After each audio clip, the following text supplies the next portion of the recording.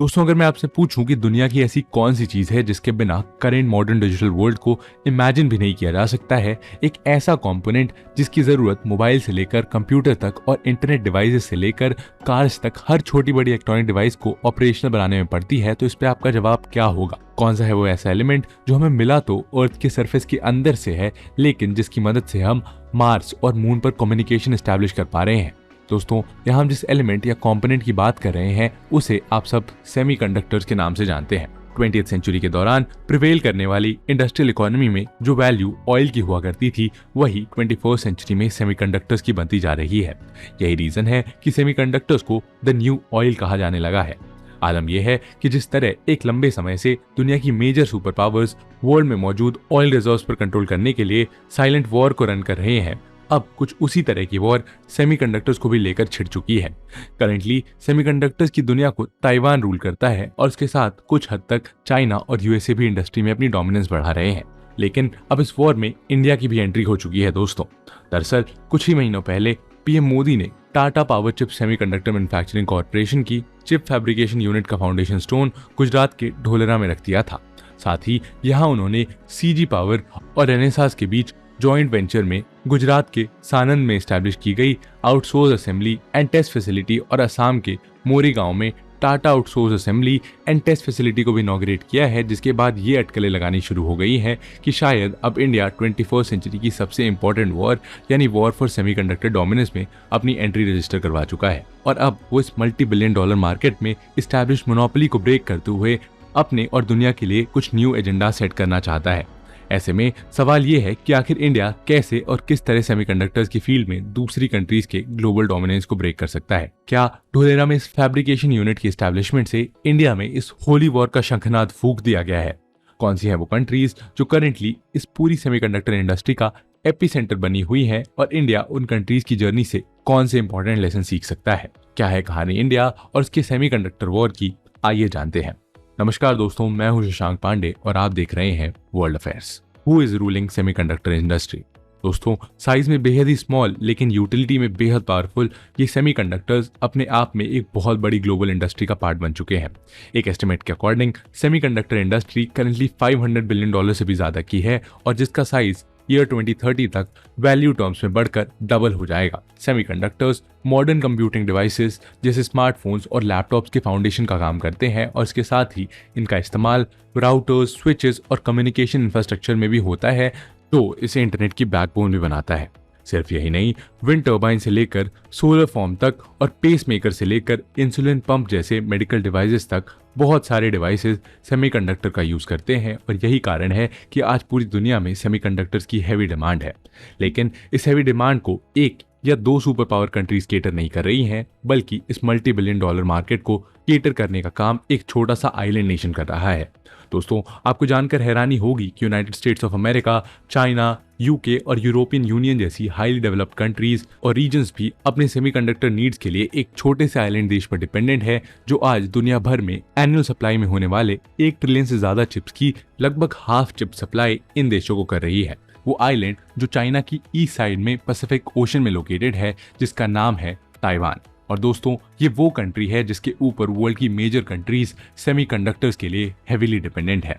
ये डिपेंडेंसी इतनी ज्यादा है कि ताइवान की सिर्फ एक कंपनी जिसका नाम है ताइवान सेमीकंडक्टर मैन्युफैक्चरिंग कंपनी यानी TSMC वर्ल्ड के आधा से ज्यादा सेमीकंडक्टर सप्लाई करती है, जिसके जरिए Apple, MediaTek, Nvidia, AMD, ARM और मार्वेल जैसे बड़े बड़े ब्रांड्स की रॉ मटेरियल नीड्स फुलफिल की जा रही है। TSMC आज किस लेवल पर इस मार्केट को ऑपरेट कर रही है, इस बात का अंदाजा आप ऐसे लगा सकते हैं कि आज ये वर्ल्ड का 9th most valuable business house बन चुका है और रेवेन्यू टर्म्स में TSMC, सैमसंग, UMC और ग्लोबल फाउंड्रीज जैसी बड़ी बड़ी कंपनीज को बड़े मार्केट से आउट परफॉर्म कर रही है। लेकिन सवाल यहाँ ये है दोस्तों कि क्या ताइवान सिर्फ TSMC की वजह से ही सेमीकंडक्टर इंडस्ट्री का रूलर बन गया है? और जवाब है नहीं। असल में जिस सक्सेस को ताइवान टेस्ट कर रहा है उसके पीछे 3 इंपॉर्टेंट फैक्टर्स प्राइमरीली रिस्पॉन्सिबल हैं, जहां सबसे पहला रीजन है ग्लोबलाइजेशन। दोस्तों, 1970s के एंड तक अमेरिका ग्लोबल सेमीकंडक्टर प्रोडक्शन को डोमिनेट करता था और उसके द्वारा टोटल मार्केट का 65% कैप्चर कर रखा गया था। लेकिन फिर अमेरिका को जापान से टफ कंपटीशन मिलने लगा और अमेरिका ने ईस्ट एशियन कंट्रीज में इन्वेस्ट करना शुरू किया।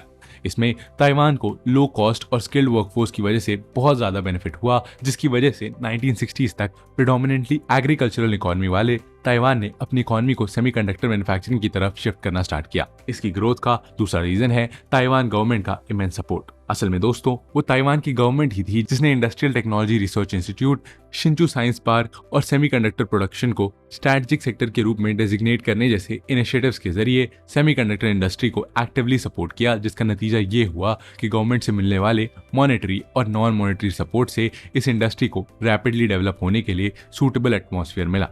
और दोस्तों, इसकी ग्रोथ का तीसरा रीजन था ताइवान का यूनिक बिजनेस मॉडल।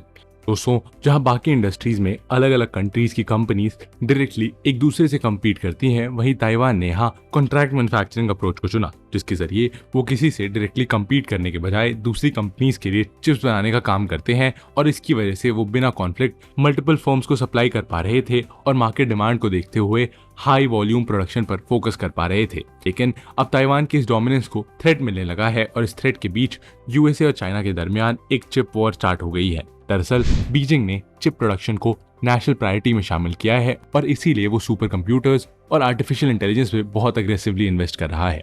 हालांकि अभी भी चाइना ग्लोबल लीडर बनने के आसपास भी नहीं है, लेकिन इस बात में कोई शक नहीं है कि पिछले एक दशक में चाइना ने सेमीकंडक्टर मैन्युफैक्चरिंग में काफी बड़ी छलांग लगाई है और ये बात यूएसए को काफी परेशान कर रही है। दरअसल अक्सर ऐसा देखा गया है कि जब भी पावरफुल कंट्रीज कोई एडवांस कंप्यूटिंग टेक्नोलॉजी डेवलप करती हैं, तो वो कंट्रीज उस टेक को अपनी इंटेलिजेंस और मिलिट्री सिस्टम में भी डिप्लॉय करती हैं। ऐसे में यूएस को डर है कि अगर चाइना ने बेहतरीन क्वालिटी के सेमीकंडक्टर्स को डेवलप कर लिया या किसी तरह ताइवान की ही तरह इस मार्केट में मोनोपोली एस्टैब्लिश कर ली, तो इससे ना सिर्फ उसकी मिलिट्री एडवांस होगी, बल्कि वो ग्लोबल सेमीकंडक्टर की जंग को भी जीत जाएगा और हार हुई यूएसए की। साथ ही क्योंकि अभी भी अमेरिका अपने सेमीकंडक्टर नीड्स के लिए ताइवान पर हेवीली डिपेंडेंट है, इसलिए उसे ये डर भी है कि अगर इन फ्यूचर चाइना ने कभी ताइवान को इन्वेड कर दिया तो अमेरिका की सेमीकंडक्टर सप्लाई चेन पूरी तरीके से डिस्टर्ब हो जाएगी। और यही वो रीजन है जिसके चलते अमेरिका सेमीकंडक्टर में चाइना की एडवांसमेंट से परेशान हो रहा है। इसीलिए प्रेसिडेंट जो बाइडेन का एडमिनिस्ट्रेशन चिप्स बनाने वाली टेक्नोलॉजी को चाइना तक पहुंचने से रोकने की कोशिश कर रहा है। उदाहरण के लिए अक्टूबर 2022 में वॉशिंगटन की अनाउंसमेंट के बाद अमेरिकन कंपनीज के लिए अमेरिका की टेक्नोलॉजीज वाले चिप्स, चिप मेकिंग इक्विपमेंट और सॉफ्टवेयर को चाइना को बेचना इम्पॉसिबल हो गया। और सिर्फ यही नहीं, अमेरिका ने अमेरिकन सिटीजन्स और परमानेंट रेजिडेंट्स को चाइना की फैक्ट्रीज में चिप्स के डेवलपमेंट या प्रोडक्शन को सपोर्ट करने से भी बैन कर दिया था।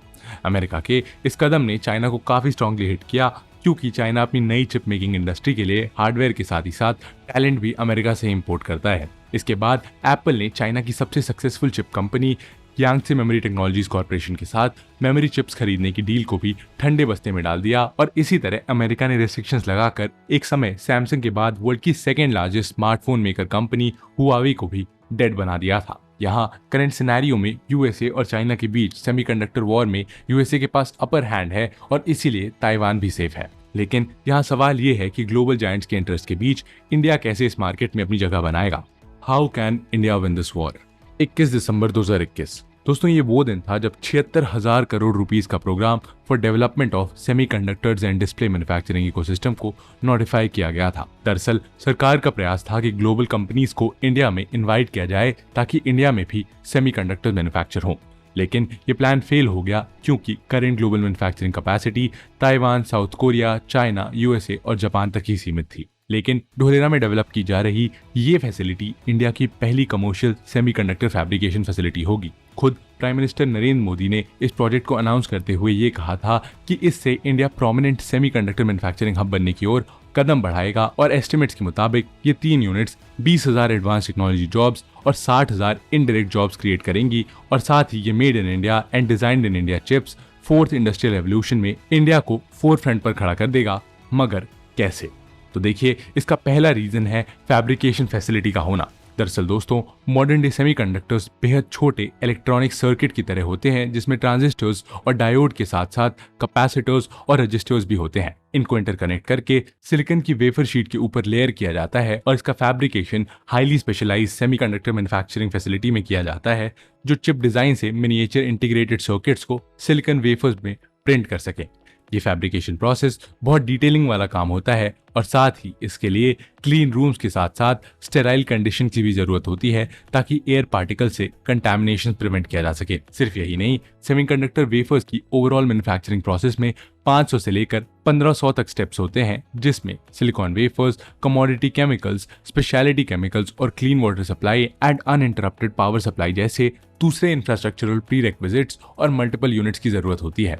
लेकिन मैन्युफैक्चरिंग प्रोसेस की कॉम्प्लेक्सिटी से ज्यादा इंपॉर्टेंट बात यह है कि इंडिया के पास ऐसी कॉम्प्लेक्स टेक्नोलॉजी वाला डोमेस्टिक फैब्रिकेशन प्लांट होगा जो इंडिया की इकोनॉमिक और स्ट्रैटेजिक इंपेरेटिव को बहुत बड़ा बूस्ट देगा, क्योंकि इन चिप्स का इस्तेमाल ऑलमोस्ट हर इंडस्ट्री में होने लगा है। ये डेवलपमेंट अपनी टाइमिंग की वजह से भी काफी सिग्निफिकेंट है, क्योंकि एक तरफ जहां वर्ल्ड यूएस और चाइना के बीच जियोपॉलिटिकल टेंशन देख रहा है, वहीं दूसरी तरफ इंडिया स्लोली स्पेस में एंटर कर रहा है। इसका दूसरा रीजन है गवर्नमेंट इंसेंटिव्स।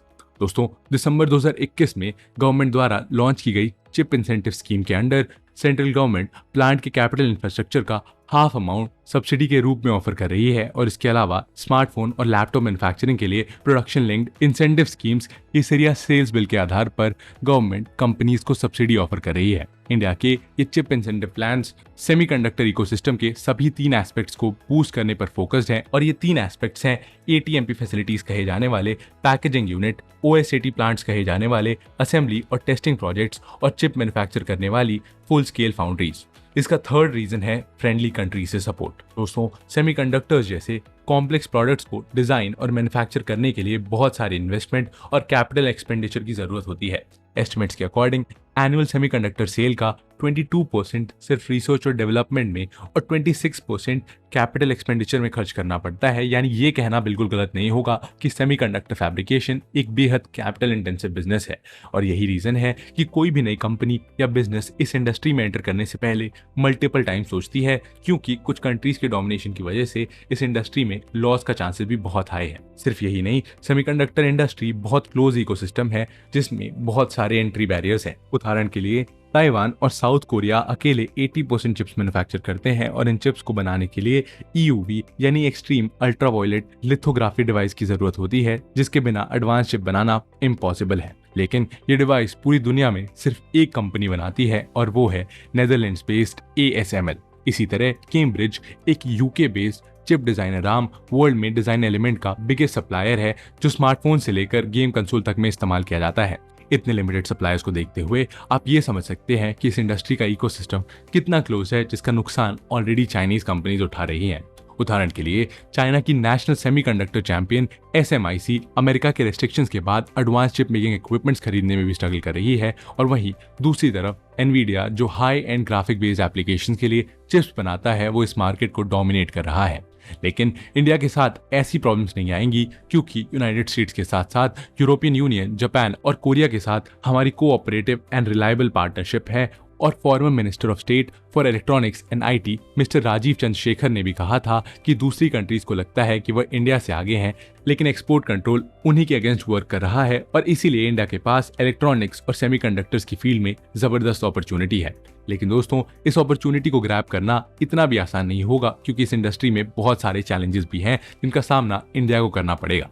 चैलेंजेस दोस्तों, इस होली वॉर में इंडिया के सामने सबसे पहला चैलेंज है अमेरिका और यूरोपियन यूनियन से मिलने वाला कंपटीशन। इंडिया के ये क्लोज एलाइज सेमीकंडक्टर अपॉर्चुनिटी को अच्छे से जानते हैं और इसीलिए उन्होंने इंडिया से भी बेहतर इंसेंटिव स्कीम्स को लॉन्च किया है। यही रीजन है कि जहां अमेरिका और यूरोपियन यूनियन स्मार्टफोन्स और लैपटॉप्स में यूज होने वाली सेमीकंडक्टर चिप्स को मैन्युफैक्चर करने पर फोकस कर रहे हैं, तो वहीं इंडिया को ना चाहते हुए भी 28 नैनोमीटर या ओल्डर चिप्स पर फोकस करना पड़ रहा है। यहाँ कॉन्टेक्स्ट के लिए बता दें कि एक चिप में नैनोमीटर जितने कम होंगे, वो चिप उतनी ही ज्यादा पावरफुल होगी। अब बाकी कंट्रीज इंडिया से कितना आगे हैं, इसका अंदाजा आप इस बात से लगा सकते हैं कि ताइवान की TSMC कंपनी, जिसके कस्टमर्स आज एप्पल भी हैं, वो आज 3 नैनोमीटर की चिप मैन्युफैक्चर कर रहे हैं। और अब आप खुद सोच लीजिए कि सेमीकंडक्टर चिप्स को बनाने में कितनी सोफिस्टिकेटेड टेक्नोलॉजी लगती होगी कि वर्ल्ड की बेस्ट सेमीकंडक्टर मैन्युफैक्चरिंग इतने साल बाद अब जाकर 3 नैनोमीटर की चिप बना रही होगी। और यही इस बात से आप ये भी समझ सकते हैं कि इंडिया को 28 नैनोमीटर से 3 नैनोमीटर तक पहुंचने के लिए कितना लंबा समय तय करना होगा। यहाँ इंडिया के सामने सेकेंड चैलेंज होगा कि वो किस तरह इस न्यू इंडस्ट्री के लिए रिक्वायर्ड टैलेंट पूल को क्रिएट कर पाएगा। वैसे तो मेजर चिप कंपनीज के लिए बैक ऑफिस में काम करने वाले डिजाइन इंजीनियर्स का इंडिया बिगेस्ट हब है, लेकिन फैब्रिकेशन प्लांट के फैक्ट्री फ्लोर पर काम करने वाले स्किल्ड और टैलेंटेड वर्कर्स इंडिया के पास अब भी नहीं है।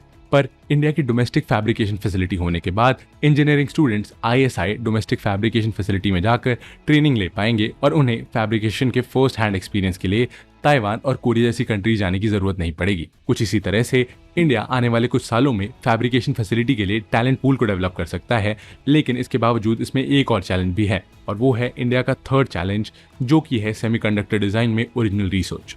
दोस्तों, सेमीकंडक्टर डिजाइन रिसर्च वो एलिमेंट है जिससे चिप्स का फ्यूचर डिसाइड किया जाता है और इसमें इंडिया बहुत पीछे है। हालांकि गवर्नमेंट इस बात से भली भांति वाकिफ है और इसीलिए मोहाली के सेमीकंडक्टर लेबोरेटरी में एक research and development lab setup किया जा रहा है। सिर्फ यही नहीं, गवर्नमेंट ऑर्गेनाइजेशन के मॉडर्नाइजेशन पर 10,000 करोड़ रुपए खर्च करने का प्लान कर रही है और इस पैसे का बहुत बड़ा हिस्सा भारत में सेमीकंडक्टर रिसर्च सेंटर को सेटअप करने में किया जाएगा, जहां होने वाली मेजॉरिटी रिसर्च इंडिया की यूनिक नीड्स और डिमांड्स को एड्रेस करने वाले चिप्स को डेवलप करने में फोकस करेंगी। अब इन गिवन चैलेंजेस को अगर इंडियन गवर्नमेंट ने टाइमली काउंटर कर लिया तो इस बात में कोई डाउट नहीं है कि इंडिया भी वर्ल्ड के सेमीकंडक्टर मैप में अपनी मौजूदगी दर्ज कराएगा, जिसके जरिए इंडिया फोर्थ इंडस्ट्रियल रेवोल्यूशन में वर्ल्ड लीडर बन सकता है।